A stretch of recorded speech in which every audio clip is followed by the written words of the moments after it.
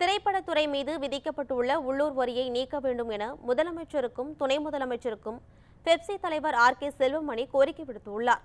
சென்னை வடபழனியில் உள்ள பெப்சி அலுவலகத்தில் செய்தியாளர்களுக்கு பேட்டியளித்த அவர், திரைப்பட கலைஞர்களுக்காக குடியிருப்புகள் கட்ட ஆணை பிறப்பித்த முதலமைச்சருக்கு நன்றி தெரிவித்தார்.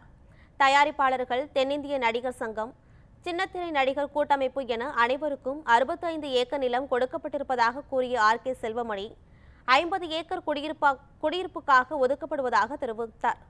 பெப்சி அமைப்பில் உள்ள நடிகர்கள் அல்லாத தொழிலாளர்கள் 40% சம்பளத்தை குறைத்துள்ளதாகவும் கூறினார். ஏறக்குறைய 15 ஆண்டுகளுக்கு முன்னால் மறைந்த முன்னாள் தமிழக முதல்வர் மாண்புமிகு கலைஞர் அவர்கள் தென்னிந்திய திரைப்பட தொழிலாளர்களுக்காக, தொழில்நுட்ப கலைஞர்களுக்காக குடியிருப்புகள் கட்ட மகாபலிபுரம் அருகில் உள்ள பையனூர் கிராமத்தில் 100 ஏக்கர் நிலம் வழங்கியுள்ளார்.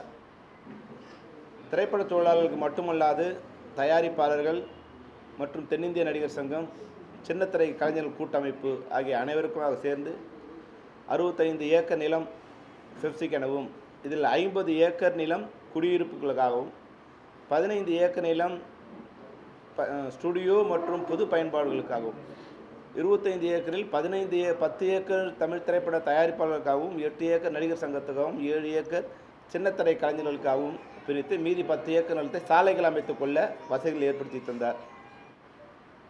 தற்போது தமிழக முதல்வர் மாண்புமிகு மு.க. ஸ்டாலின் ஐயா அவர்கள் பதவிக்கு வந்த பின்னர் அவரிடம் பெப்சியின் சார்பில் எங்களுடைய வேண்டுகோளை விடுத்திருந்தோம். அதாவது, அவருடைய தந்தை கலைஞர்கள் எங்களுக்கு வழங்கிய இடத்தில் மீண்டும் அரசாணை புதுப்பித்து நாங்கள் குடியிருப்பில் கட்டிக்கொள்ள உதவ வேண்டும் என்று எங்களுடைய கோரிக்கை விடுத்திருந்தோம்.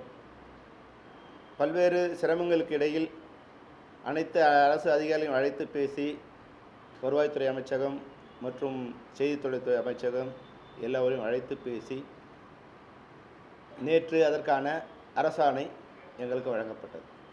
இந்த 3 ஆண்டுகளுக்குள் எங்களுடைய குடியிருப்பு பணிகளை தொடங்கலாம் என்ற அரசாணை வழங்கப்பட்டது. இந்த அரசாணை வழங்க உதவிய எங்களுடைய சகோதரர் துணை முதல்வர் மாண்புமிகு உதயநிதி ஸ்டாலின் அவர்களுக்கும் இந்த நேரத்தில் எங்களுடைய இதயம் கனிந்த நன்றியினை தெரிவித்துக் கொள்ள விரும்புகின்றோம். நாங்கள் அனைவரும், வீடற்ற தொழிலாளர்கள் அனைவரும் ஒரே இடத்தில் குடியிருப்பில் கட்ட வசதியாக எங்களுக்கு பையனூரில் இடத்தை வழங்கியுள்ள தமிழக அரசுக்கு மீண்டும் ஒரு முறை எங்களுடைய நன்றியினை தெரிவித்துக் கொள்ள விரும்புகின்றோம்.